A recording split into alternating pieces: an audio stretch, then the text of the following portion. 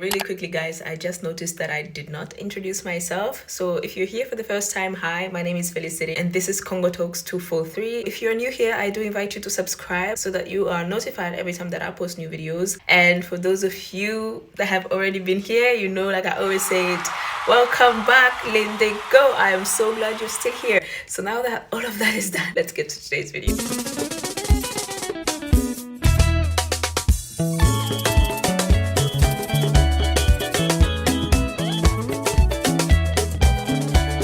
So today's video, I don't know what to title it. I'm probably going to title it My Grandmother's Secret Remedies. They're not really secret, but they're just some remedies or healing practices that I saw her do. There's about 4 that I can remember that I want to share on here. I don't know if you are African, if you are familiar with some of these methods, or if you're Congolese, if you saw your grandmother also doing this. Yeah, I just thought I should share what I saw. Of course, I'm not saying that you should go and replicate this. I mean, I don't even know how to do them. I don't think I would do them with my own kids because I don't know how. I would probably send them to Congo to get some of that treatment because they were nice. So the first thing that I saw my grandmother do is massaging babies around the fire for my baby cousins. So there would be like a fireplace with firewood, so the fire is burning, and then my grandmother would take the baby. She will hold both of her legs together and then the arms together as well, and so she will start hovering the baby on top of the fireplace, not close to the fire, but on top of the fireplace, and the baby will be taking that heat. She will do that several rounds, and then she will put the baby on her lap and then give the baby massaging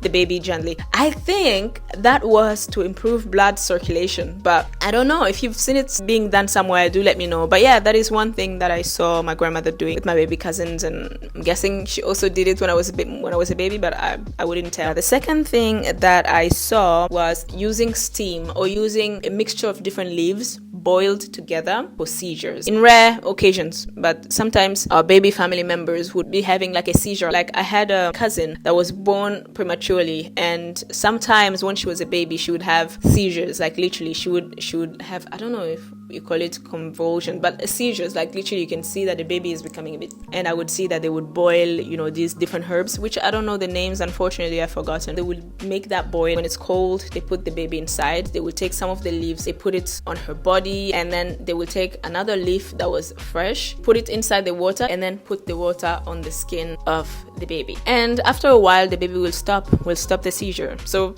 it worked. Maybe the next time I go back home, I will ask what those leaves were, just in case. But it's one thing, or one natural remedy that I saw my grandmother use. The third one that I saw, this one I actually still use it, using palm oil and flour, maize flour, for burns. So whenever even today, when I get burnt when I'm cooking, small burns, not the big ones. When I get burnt while cooking, I just take some oil and put it where I got burnt, and then after that I put that part of my body, whether it's here or a finger, I would put it in maize flour. So there's oil there. When I put it, the maize flour will stick on that skin, and what it does is, that boil that forms after you get burned, when you do that, or at least it works for me. So when I do that, it prevents that boil from actually coming. So I feel like it sucks the heat out of the skin. It sucks the heat, and then after a while, you will not feel anything anymore. It will be almost like nothing happened. And then you wash it off. You will see that your skin, there won't be any boil or whatever you call that thing that forms after you get burnt. So yeah, I still use it today and it works perfectly. Maybe this is one thing that you may try and let me know if it works. Another one, I guess this is the last one. Whenever one of my baby cousins will get a hiccup, she will use a thread. She will take the thread and then soak it in some kind of solution, like red looking solution. And then she folds it and then put it on the head of the baby. And then after a while, the baby will stop the hiccup.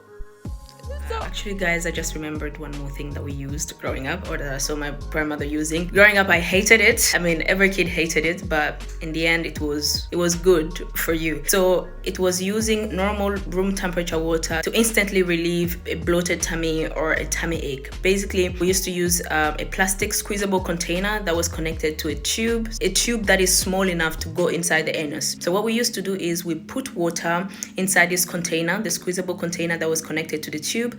we put the tube inside the anus and then slowly and progressively squeeze the water inside the intestine, or inside your tummy, basically via the anus. And what happens is that after you complete that process, you wait for a few minutes. You will feel like going to the toilet. So it will be basically like having a diarrhea, but it's there for you to clear your tummy. So after going to the toilet, you will see that you will release every dirt that was in your tummy, basically. And it's an instant relief of tummy ache or bloated tummy. It's something that I would actually use today. But yeah, it's especially now that I'm growing older, getting bloated is like, I don't know if other women are experiencing this, but I get bloated a lot for no reason. But yeah, that device would be a lifesaver. But yeah, so that's one thing that we used that I forgot.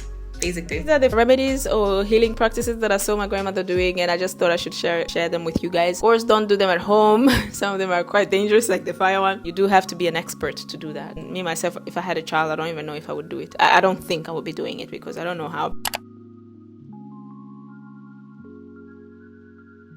Talking about my grandmother, I actually thought to conclude this video, it would be cool to show you guys some views of downtown Kikwit. I always get some questions from you guys asking, where did I grow up? How did I grow up? I didn't grow up in Kinshasa, because every time that people find out that I speak Lingala, they assume that I grew up in Kinshasa, but I didn't. This place here is called Kikwit, and I grew up near Kikwit. So I came back here last year to see family and friends, and my grandmother actually came to see me here in Kikwit as well, which was a surreal moment for me because she's my only living grandparent at this point, and because I didn't see her in almost 12 years, so it was a very long time. It was really fulfilling for me. But on this particular day, I really wanted to go visit a river. It's called Kwilu, and I wanted to go visit the bridge of the river. In French, we call it Pont Kwilu. Kwilu Bridge in English, I would say. I knew that I didn't want to leave Kikwit without visiting this Pont Kwilu. So on this particular day, I remember I told my family to you guys, we have to go. I have to go see Pont Kwilu before I leave Kikwit. And guys, it did not disappoint me. And it looked exactly how I wanted it to look. The freshness, the river itself was looking dark and fresh, and the vegetation around was amazing. I just thought it would be nice if I showed you guys around as well. I hope you enjoy it as much as I did.